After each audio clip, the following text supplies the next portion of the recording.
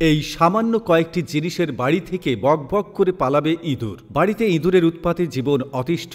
হাজার রকমের ইঁদুর মারার ঔষধ ব্যবহার করেও রেহাই নেই। চিন্তা নেই, ইঁদুর নিয়ে ঝামেলা পোহাতে হবে না। শেষ পর্যন্ত দেখুন এই প্রতিবেদন। ইঁদুরের উৎপাত যেন দিন দিন বেড়েই চলেছে। ঘরের আনাচে কানাচে যেন সর্বদাই ইঁদুরের দখলে থাকে। রাতের বেলায় ইঁদুরের উৎপাত আরো দ্বিগুণ বেড়ে যায়। কোথাও কোনো খাবার বা প্রয়োজনীয় জিনিস রাখলে ইঁদুরের খপ্পরে পড়ে তা নিমেষেই শেষ হয়ে যায়। অনেক সময় ঘরে খাবার রাখলে ইঁদুর মুখ দিয়ে চলে গেল, টেরই পান না অনেকেই। আর সেই খাবার পেটে গেলে বিপত্তি। তাই নিজের বাসস্থান থেকে অবিলম্বে ইঁদুর হটাতে হবে। ইঁদুর যে শুধু ঘরের মধ্যে প্রয়োজনীয় জিনিস নষ্ট করে তা কিন্তু নয়। ইঁদুর মাটির নিচে এমনভাবে গর্ত করে যার ফলে মাটি একেবারে আলগা হয়ে যায়। আর এটাই সবচেয়ে বড় বিপত্তি। মাটির নিচে ফাঁপা হয়ে পড়লে যখন তখন যে কোনো জিনিস ভেঙে পড়তে পারে। সে কারণে ইঁদুরের উৎপাত আটকানো না গেলে ভবিষ্যতে বড় বিপদ দেখা দিতে পারে। বাড়িতে ইঁদুরের তাণ্ডব আটকাবেন কিভাবে দেখে নিন। লঙ্কা গুঁড়ো ইঁদুর তাড়ানোর জন্য দারুণভাবে কার্যকরী। ঘরে যেসব জায়গায় ইঁদুরের আগাগোড়া বেশি সেখানে লঙ্কা গুঁড়ো বা তার মিশ্রণ ছিটিয়ে দিতে পারেন, বা কোনো খাবারের উপর বেশি করে লঙ্কা গুঁড়ো ছিটিয়ে রেখে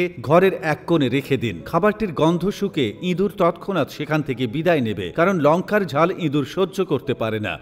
তামাক আমাদের স্বাস্থ্যের জন্য ক্ষতিকর ঠিকই, কিন্তু ইঁদুরের উৎপাত ঠেকাতে এর জুড়ি মেলা ভার। বেসন কিংবা ময়দার মধ্যে সামান্য ঘি আর তামাক মিশিয়ে ছোট ছোট গুলি তৈরি করতে হবে। তারপর ঘরে যেখানে ইঁদুরের আনাগোনা বেশি সেখানে সেই গুলি রেখে দিতে হবে। একদিনের মধ্যে ঘর থেকে বিদায় নেবে ইঁদুর। ফিটকিরির গন্ধ সহ্য করতে পারে না ইঁদুর। যেখানে বেশি ইঁদুরের উৎপাত সেখানে ফিটকিরির গুঁড়ো ছড়িয়ে দিতে পারেন।